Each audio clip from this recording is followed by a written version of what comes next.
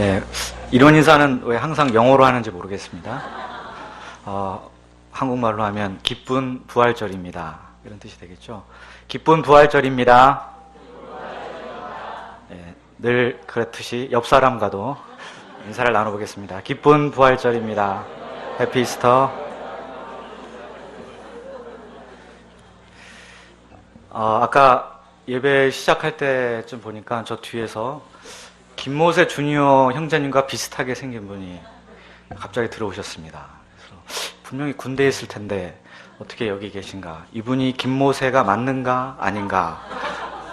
근데 다시 보니까 김모세 주니어 형제님이 맞는 것 같습니다. 네, 군생활, 이 죽음과 같은 군생활을 통해서 통과하고 부활절에 부활해서 여기 우리와 함께 하였습니다. 사실 지난주간은 고난주간이라고 해서 이제 특별히 우리는 별로 그 의미를 이렇게 새기거나 하지 않지만 어떤 사람들은 이제 고난주간의 의미를 새기기 위해서 예수님의 고난에 동참하는 어떤 그런 이제 일들을 하기도 합니다. 예를 들면은 일주일 내내 좀 어두운 색깔의 옷을 입고 다니는 그런 가벼운 것부터 해서 가장 많이 하는 것은 이제 금식입니다. 하루에 한 끼 내지 두 끼 이렇게 이제 일주일 동안 금식을 하기도 합니다. 요즘 또 이제 새롭게 뜨고 있는 금식이 있습니다. 뭐냐면 미디어 금식이라고 들어보셨습니까? 네, 미디어, 그러니까 TV, 인터넷, SNS 이런 것을 그래도 고난주간만큼은 좀 자제하도록 하자. 그래서 이제 미디어 금식이라는 것을 통해서 이제 그 예수님의 고난에 같이 동참한다는 이제 의미를 새기기도 합니다. 근데 제가 생각하기에 이 고난주간의 고난에 동참하는 가장 큰 것은 아마 부활절 메시지를 전하는 것이 아닐까 이런 생각이 듭니다. 네. 정말 죽음의 고통을 맛보고 오늘 새벽에 마지막 세이브를 딱 누르는 순간에 야 살았다! 이렇게 하고 부활해서 이 자리에 섰습니다. 오늘 말씀의 제목은 엠마오로 가는 길입니다. 요절은 누가복음 24장 26절입니다. 함께 읽도록 하겠습니다. 시작. 그리스도가 이런 고난을 받고 자기의 영광에 들어가야 할 것이 아니냐 하시고 기도하겠습니다. 살아계시고 거룩하신 하나님 아버지, 오늘은 우리 주 예수 그리스도께서 사망 권세를 깨치시고 죽음에서 부활하신 주님의 부활을 기념하고 경축하는 날입니다. 아버지 하나님, 아직도 우리 가운데 불신의 어두운 장막이 드리워져 있다면 오늘 말씀을 통해서 이 예배를 통해서 모두 다 벗겨지게 하시고 살아계시고 지금도 우리와 함께 하시는 예수님을 우리가 생생히 만날 수 있도록 도와주시옵소서. 예수님의 이름으로 기도합니다. 스티븐 킹이라는 그 유명한 작가의 소설을 원작으로 하는 미스트라는 영화가 있습니다. 이 영화는 미국의 롱레이크라는 어떤 그 시골 마을을 배경으로 합니다. 이 마을 근처에 군부대가 있었는데 이 군부대에서 어떤 비밀 실험을 하다가 그만 다른 차원에 있는 괴 생물체들을 불러들이는 그런 큰 참사가 일어나게 됩니다. 마을에는 그와 동시에 한치 앞을 내다볼 수 없는 안개, 그래서 제목이 미스트, 안개라는 뜻입니다. 그 안개와 함께 그 안개 속에서 어떤 정체를 알 수 없는 괴 생물체들이 갑자기 튀어나와서 이제 사람들을 공격하고 죽이기도 합니다. 정말 생지옥이 다름없는 그런 아주 처참한 광경이 벌어졌습니다. 이때 주인공 데이빗이 정말 가까스로 차를 구해가지고 그 차에 자기 아들을 태우고 탈출을 시도합니다. 근데 이 차가 얼마 못 가서 마을을 벗어나지 못했는데 기름이 다 떨어지고 맙니다. 아직도 안개는 자욱하고 어디서 괴물이 나타날지 알 수 없는 상황입니다.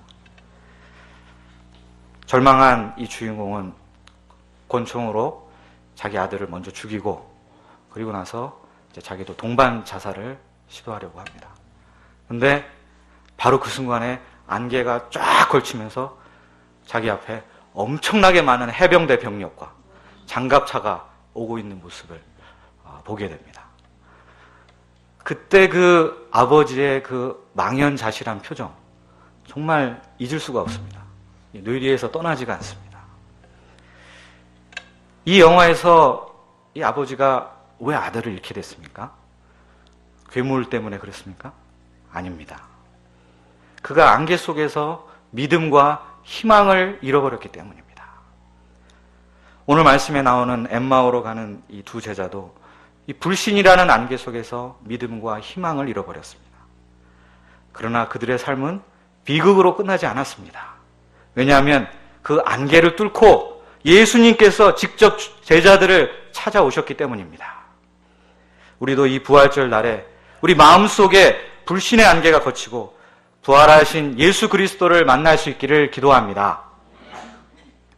13절과 14절을 보십시오. 함께 읽겠습니다. 13, 14절입니다. 시작. 그날에 그들 중 둘이 예루살렘에서 25리 되는 엠마오로 하는 마을로 가면서 이 모든 된 일을 서로 이야기하더라. 그날은 안식 후 첫날이었습니다. 그러나 여느 안식 후 첫날과는 다른 아주 특별한 날이었습니다. 왜냐하면 이날 예수님께서 죽음을 이기시고 부활하신 날이기 때문입니다. 이날은 승리의 날이요, 위대한 영광의 날이요, 축제의 날입니다. 그래서 해마다 사람들이 부활절이 되면 아주 시끌벅적합니다. 막 계란을 이제 삶아가지고 와서 서로 계란을 나눠주고, 또 그 계란에다가 그냥 뭐 이렇게 뭘 칠해가지고, 그죠? 또 안에 그게 다 번져 있고, 계란 안에. 또 부활절날 이제 부활절 카드를 이렇게 서로 교환하기도 하고, 또 어떤 나라에서는 이 부활절 아침이 되면은 대포를 쏜다고 합니다. 그래서 대포를 쏴서 이날이 정말 경축해야 할 날이라는 것을 온 나라 사람들에게 알리는 것입니다. 그런데 1년에 한 번 있는 이 부활절 말고 매주마다 일주일에 한 번씩 작은 부활절이 있다는 것도 알고 계십니까? 바로 주일이 그날입니다.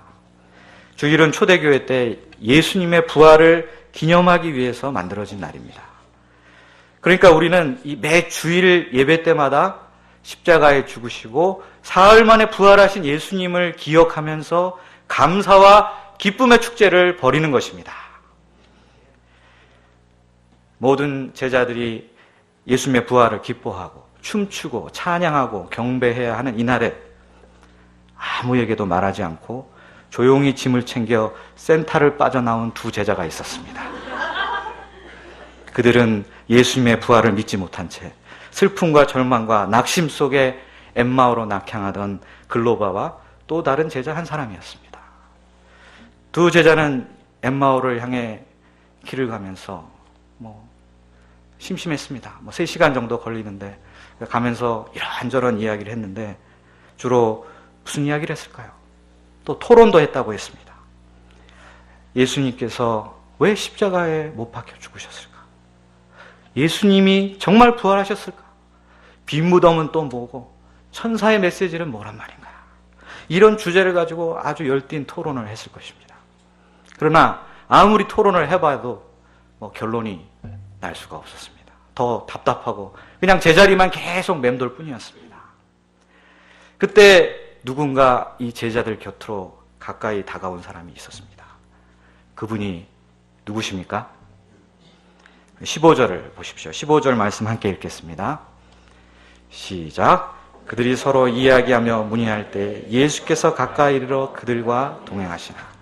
예수께서 가까이 이르러 그들과 동행하시나. 두 제자 곁으로 가까이 이르러 그들과 동행하신 분은 바로 예수님이셨습니다. 부활하신 예수님이 어느새 엠마오로 가는 길 위에 이 두 제자 곁으로 다가오셨습니다. 왜 부활하신 예수님께서 이 두 제자들을 찾아오셨을까요? 이는 부활 신앙이 없는 이 제자들을 도와주시고 붙들어 주시기 위해서 오신 것입니다. 사실 이 두 제자는 그렇게 유명한 제자는 아닙니다. 그렇죠? 저는 이 글로바라 하는 제자가 있다는 걸 글로 봐서 처음 알았습니다. 이들은 12제자 그룹에 끼지 못했습니다. 그러나 예수님에게는 이 둘 역시 결코 잃어버릴 수 없는 똑같이 소중한 제자들이었습니다. 예수님은 그들에게 너희들은 믿음이 없어 낙향했으니 이제 더 이상 제자 자격 없어, 탈락이야, 이렇게 잘라버리지 않으셨습니다. 낙향하던 엠마오행 기차 옆좌석을 끊으시고 거기에 신방 오셔가지고 내내 함께 가시며 회복을 도우셨습니다. 예수님께서 부활하시고 승천하시기까지 며칠 동안 이 땅에 계셨죠? 40일을 계셨습니다. 이 40일 동안 이렇게 한 사람 한 사람을 신방 가셔서 인격적 대화를 하시고 부활 신앙을 심어주셨습니다. 그렇게 회복된 제자들이 한 사람 한 사람 모여서 마가 다락방에서 기도하는 가운데 거기에 성령이 임하고 초대교회가 탄생하게 된 것입니다. 저도 그동안 믿음이 없어서 엠마오에 갔다가 예수님께 붙들려 온 적이 여러 번 있었습니다. 저만 그런가요? 저는 저만 그런 줄 알았더니 지난번에 목자 학교 때 김모세 목자님이 나의 목자 생활 특강을 해주셨는데 특강을 들어보니 우리 모세 목자님도 엠마오에 여러 번 갔다 오신 것 같습니다. 우리가 믿음으로 산다고 하지만 그 믿음의 한계를 여지없이 드러내고 낙향하고 드러놓고 싶을 때도 종종 있지 않습니까? 세상에서라면 이럴 때 그냥 가차없이 너는 안 되겠어, 잘라버릴 것입니다. 그러나 예수님은 그렇게 하지 않으십니다. 만약 예수님께서 그렇게 하셨다면 여기 아마 아무도 없겠죠? 일단 저는 확실히 없을 겁니다. 이 중에 몇 분 안 계실 것 같아요. 예수님은 우리를 찾아오시고 대화하시고 믿음의 한계를 극복하도록 도와주십니다. 얼마 전 우리 센터에 오셔서 선교 보고하신 안요셉 선교사님의 이야기가 생각이 납니다. 현재 관악 오부의 아브라함 목사님이 이분의 과거 1:1 양이셨는데 이분이 이제 좀 힘들어지셔가지고 이제 엠마오로 가진 않고 자기 고향인 광주로 이렇게 내려가셨습니다. 이때 이제 안요셉 선교사님이 아브라함 목자님의 집이 광주에 있는 그 무등산 근처 수박밭을 하고 있다 하는 이 사실 한 가지만 알고 거기까지 신방을 가셨습니다. 그런데 문제가 생겼습니다. 광주 무등산에는 수박밭이 엄청 많다는 것입니다. 그래서 어떻게 해가지고 하여튼 우여곡절 끝에 집을 찾아내서 이제 함께 올라가서 우리 성경 공부도 하고 수양회도 가자, 그렇게 했습니다. 그러자 이 아브라함 목자님이 아버지께 허락을 받아야 갈 수 있다고 했습니다. 그런데 그 아버님이 독실한 불교 신자였습니다. 어떻게 됐을까요? 못 갔을 것 같죠? 아닙니다. 아버님이 탁 나오셔서 아들에게 어서 빨리 목자님과 함께 올라가라, 그랬다고 했습니다. 나중에 듣고 보니 얼마나 너를 아끼는 사람이면 여기까지 너를 찾아왔겠느냐, 저런 사람이라면 네가 같이 있어야 된다 하면서 빨리 올라가라고 했다는 것입니다. 목자의 심정이 이 불교 신자인 아버지도 감동을 시켰습니다. 예수님의 신방하심으로 회복되고 살아난 우리들도 이제 어떤 삶을 살아야 되겠습니까? 우리도 이제 좀 신방을 열심히 다녀야 되겠습니다. 우리 한 사람 한 사람을 귀하게 여기시는 예수님의 마음을 품고 양들을 찾아가서 함께하며 믿음을 심는 그런 목자들이 될 수 있기를 기도합니다. 그러면 여러분들은 이제 다음 장면에서 어떤 장면이 기대되십니까? 이제 두 제자가 예수님을 알아보고 웰컴 지저스 하면서 확 포옹하고 부둥켜 안고 불신을 회개하고 모든 문제가 순식간에 쫙 해결되면 얼마나 좋겠습니까? 그러나 회복이란 게 그렇게 막 쉽고 간단하게 이루어지는 일이 아닌 것 같습니다. 16절을 보시면 그들의 눈이 가리어져 그인 줄 알아보지 못하거늘. 제자들이 예수님을 알아보지 못했습니다. 어떻게 제자가 자기 스승을 알아보지 못한단 말입니까? 그것도 뭐 몇십 년 만에 초등학교 때 은사를 만난 것도 아니고 불과 며칠 전까지 보던 분인데 어떻게 알아보지를 못하는 것입니까? 이것에 대해서 어떤 목사님이 예수님이 아마 후드티 아시죠? 이렇게 그런 옷을 입고 후드를 이렇게 쓰시고 나타나셔서 못 알아봤을 것이다 라는 굉장히 그럴듯한 가설을 제시하셨습니다. 그러나 성경에 근거는 없습니다. 성경은 그들의 눈이 가려졌기 때문이다 이렇게 말을 합니다. 무엇이 그들의 눈을 가리게 했을까요? 그들의 불신입니다. 이런 말이 있습니다. 비상금은 눈에 잘 띄는 곳에 넣어두라. 이런 말이 있습니다. 이상하죠? 눈에 잘 띄는 곳에 놔두면 금방 발각되지 않을까요? 근데 왜냐하면 이 아내들이 설마 이런 곳에 비상금을 숨기겠어? 하면서 그런 데는 잘 안 뒤지기 때문에 오히려 이런 데 두면 안 들킨다는 것입니다. 이거는 제 경험담은 아닙니다. 사람들은 믿는 대로 보는 법입니다. 믿음이 없으면 봐도 보이지가 않습니다. 예수님이 다시 살아나셔서 지금 우리들 곁에, 자기 곁에 있을 리가 없다. 이런 불신의 눈으로 보니까 예수님이 코앞에 계신데도 보이지가 않는 것입니다. 그럼 이제 예수님이 어떻게 하실까요? 나야 나! 나 예수라고. 이렇게 두 눈 시퍼렇게 뜨고도 나를 못 알아봐? 안 되겠어, 이 녀석들. 하면서 이렇게 꿀밤이라도 한 듯이 이렇게 해야 되지 않을까요? 그러나 예수님은 아주 시치미를 뚝 떼시고 예수님이 아닌 척 했습니다.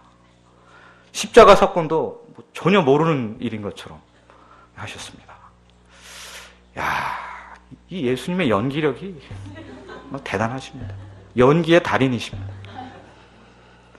왜 예수님께서 곧바로 자신의 정체를 드러내지 않으셨을까요?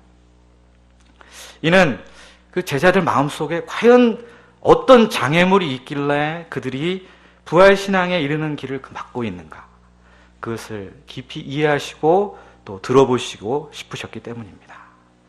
예수님은 조급하지 않으셨습니다. 인내하십니다. 예수님은 그들의 문제를 깊이 이해하시고 차근차근 해결해 주시고자 하셨습니다. 종종 우리 목자님들이 너무 성급할 때가 있습니다. 양이 문제에 빠져서 신방을 가거나 찾아오면 무조건 정답부터 주는 분들이 있습니다. 너는 주권신앙이 없는 게 문제야. 가서 말씀 읽고 기도해봐. 물론 하나도 틀린 말이 아닙니다. 그러나 전혀 도움이 안 되는 말인 경우가 많습니다. 노련한 목자는 답을 알아도 처음부터 답을 얘기하지 않습니다.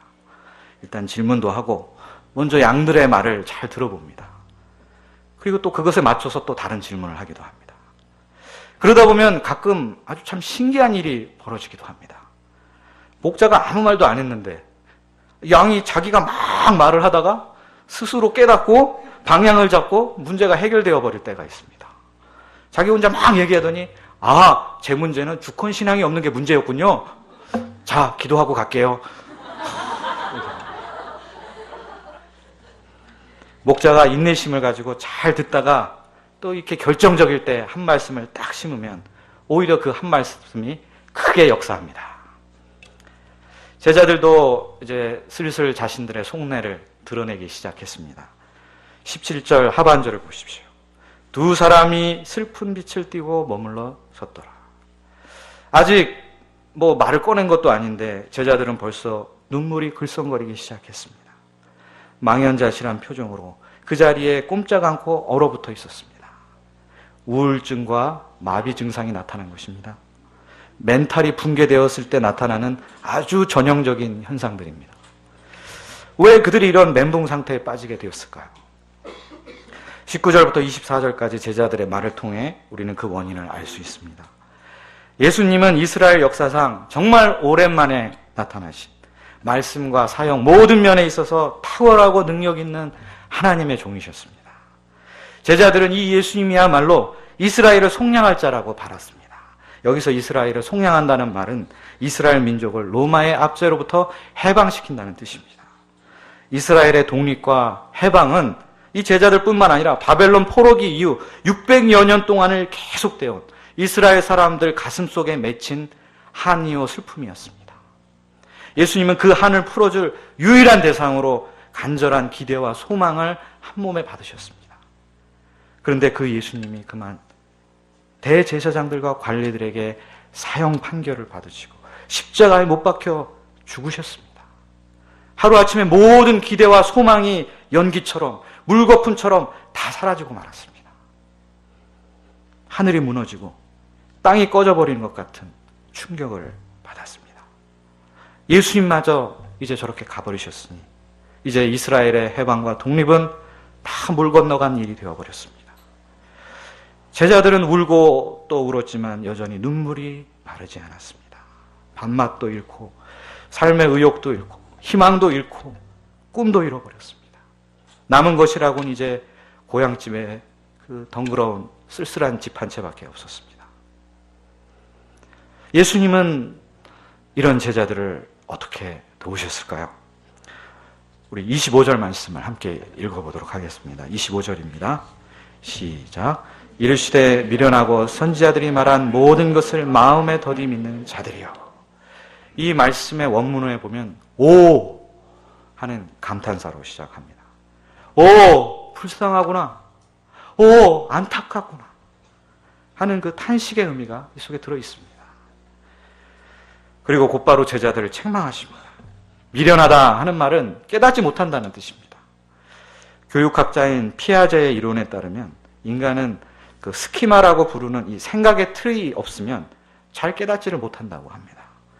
그러니까 제자들은 그리스도의 십자가와 부활을 담을 수 있는 이 생각의 틀 자체가 없었던 것입니다. 또 제자들은 마음에 더디 믿는 자들이었습니다. 절망할 때는 정말 별것도 아닌 사소한 일 가지고 빛의 속도로 절망을 하는데 믿음을 가져야 될 때는 목자가 별짓을 다 해도 정말 달팽이 기어가는 속도로 믿음이 진전이 됩니다. 뭐 남의 이야기가 아니죠. 우리들 이야기고 저의 이야기입니다. 그러면 이런 제자들은 어떻게 해야 부활을 믿을 수 있을까요? 26절 말씀, 오늘 요절 말씀을 다시 한번 읽어보겠습니다. 시작. 그리스도가 이런 고난을 받고 자기의 영광에 들어가야 할 것이 아니냐 하시고.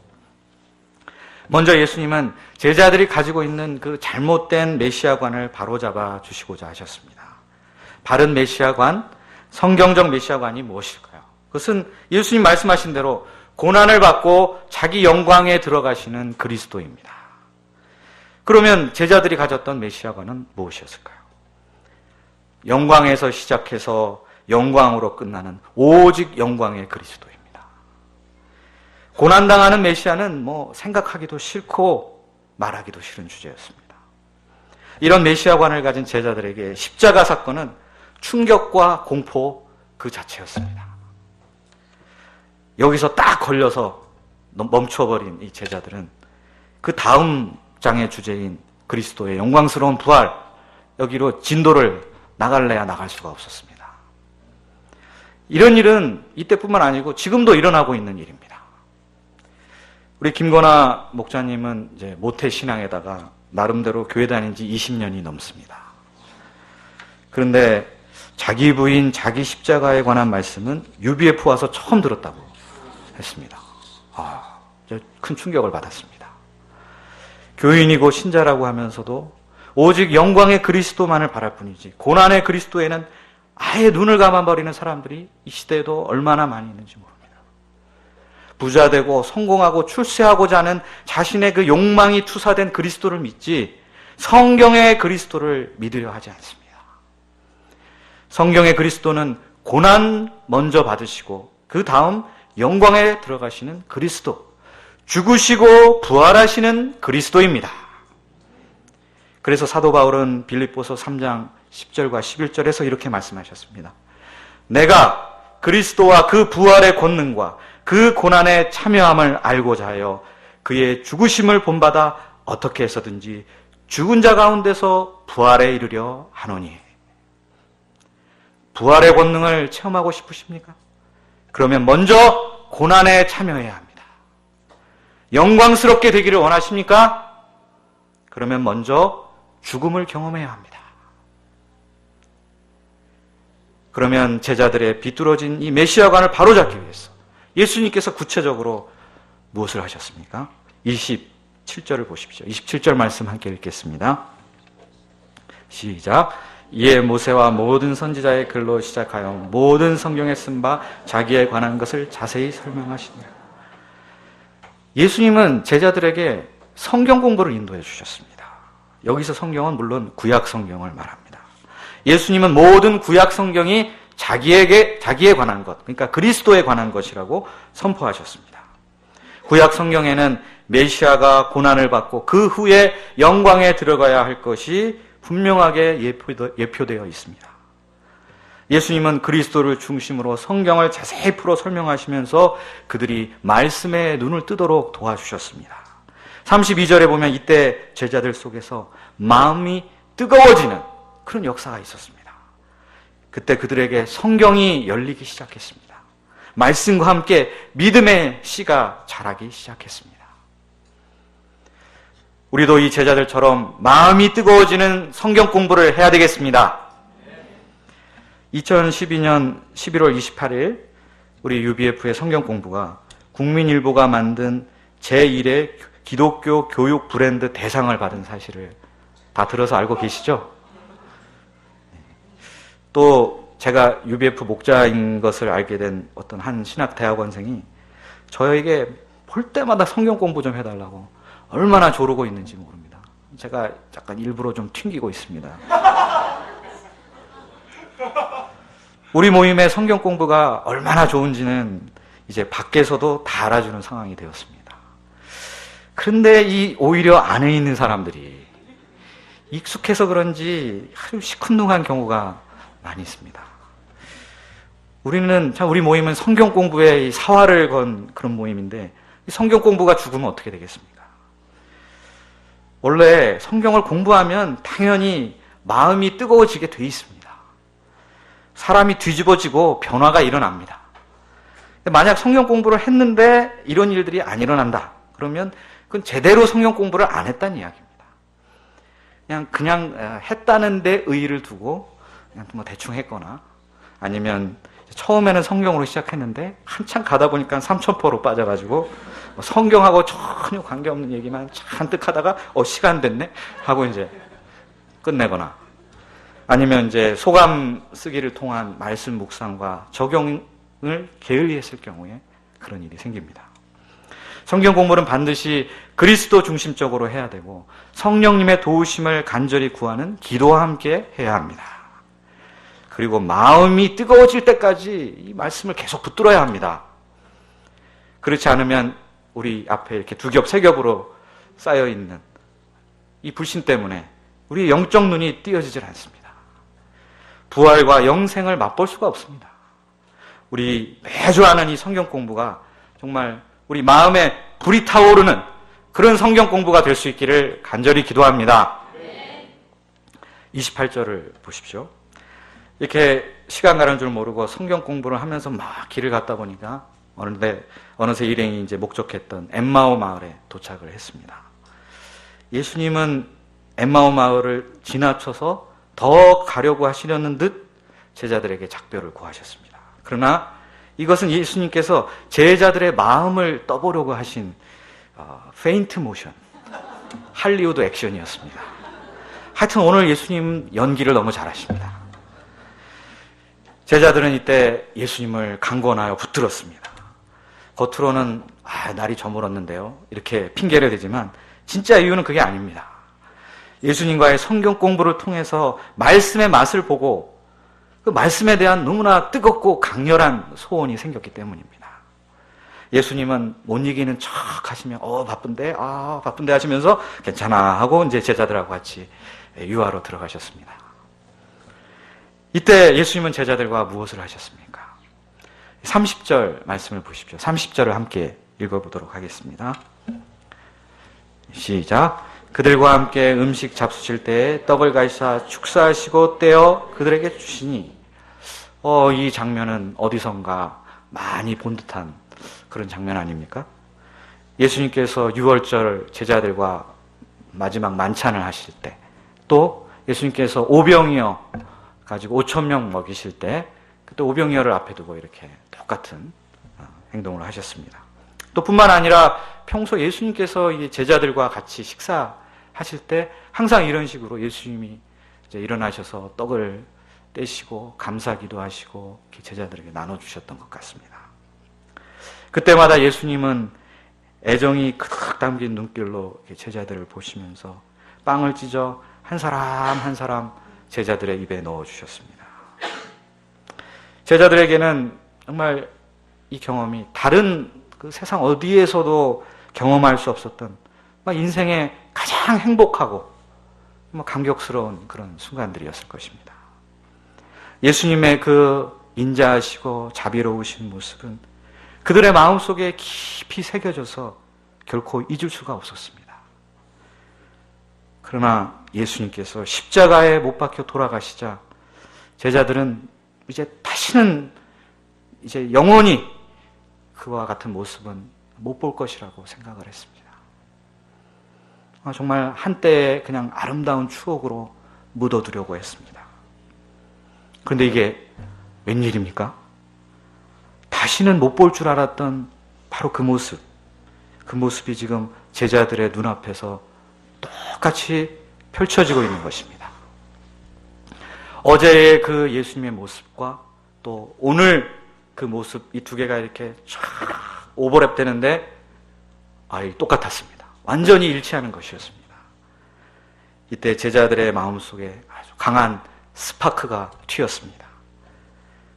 31절, 그들의 눈이 밝아져 그인 줄 알아보더니 예수는 그들에게 보이지 아니하시는지라.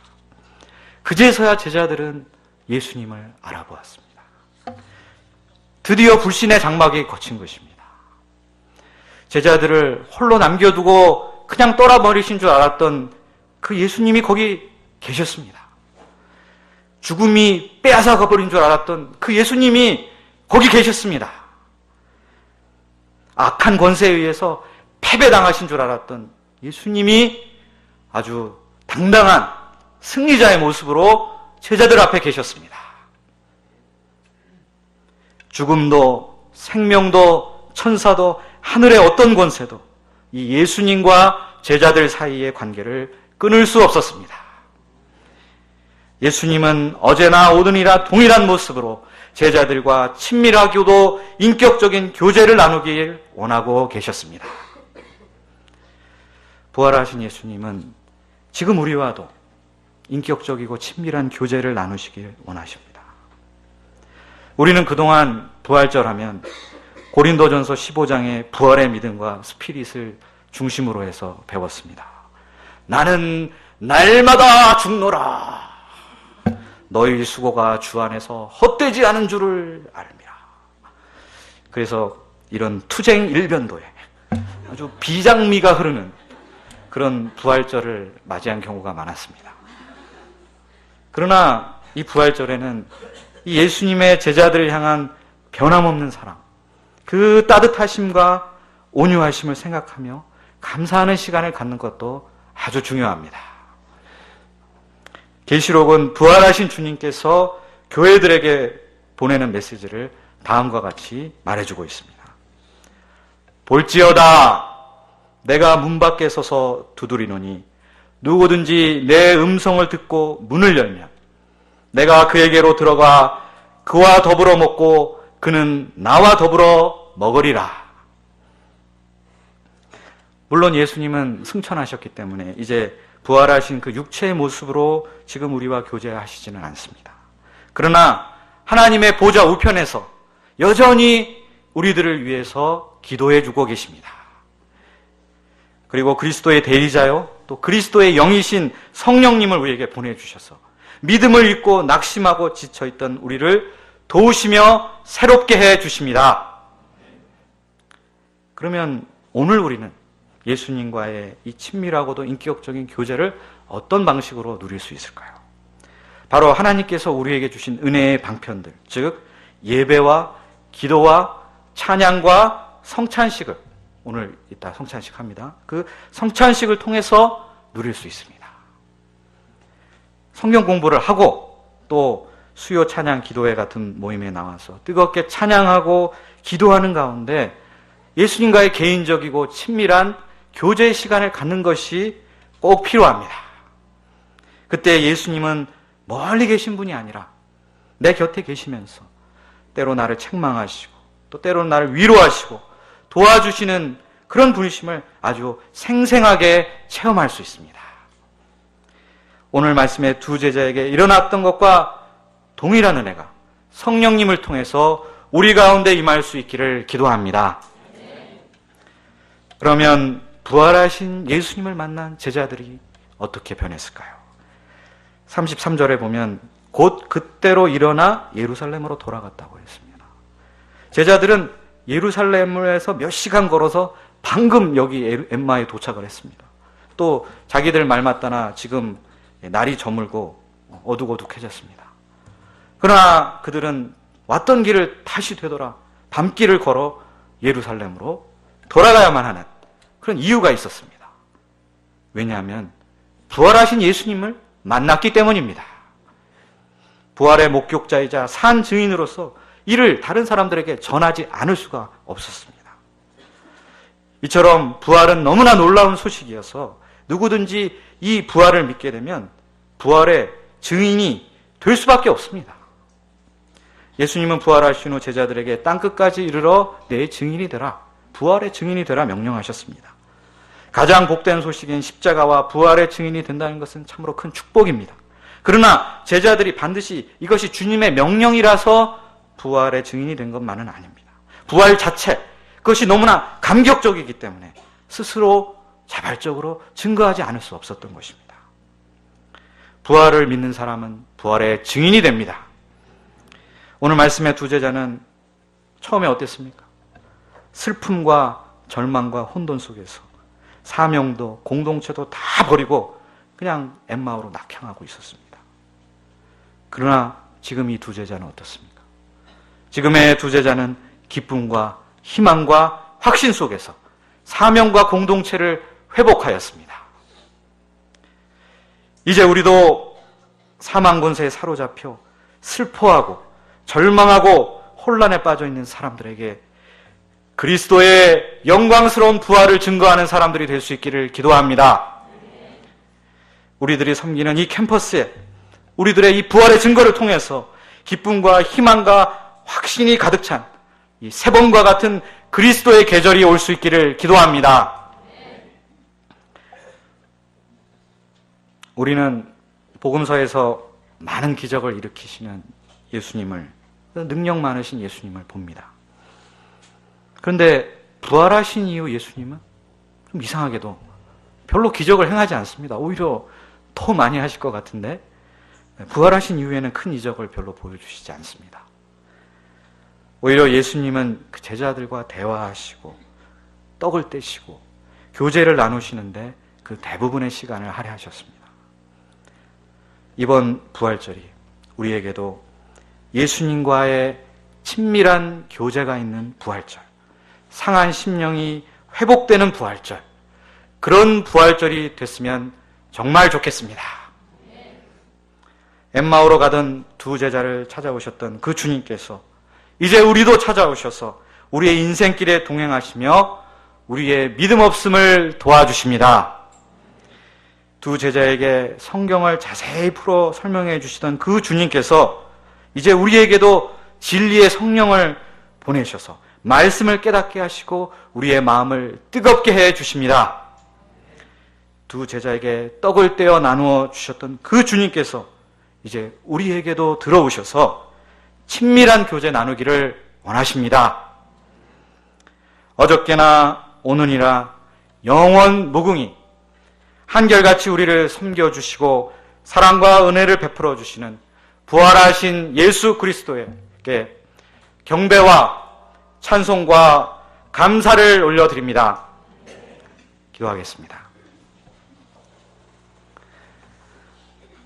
살아계시고 거룩하신 아버지 하나님, 엠마오로 실망과 슬픔과 혼란 가운데 낙향하던 두 제자의 모습이 바로 우리들의 모습입니다. 그러나 이런 우리들을 버려두지 아니하시고 찾아오셔서 대화하시고 교제하시고 성경에 눈뜨게 하시고 부활의 믿음을 갖게 하신 주님의 은혜에 감사와 찬양을 드립니다. 아버지 하나님, 우리가 이 부활의 계절 정말 부활하신 주님과 인격적이고 친밀한 교제를 누리게 하시고 그 가운데 예수님의 사랑 안에 충만히 거하게 하여 주시옵소서. 감사합니다. 예수님의 이름으로 기도하였습니다.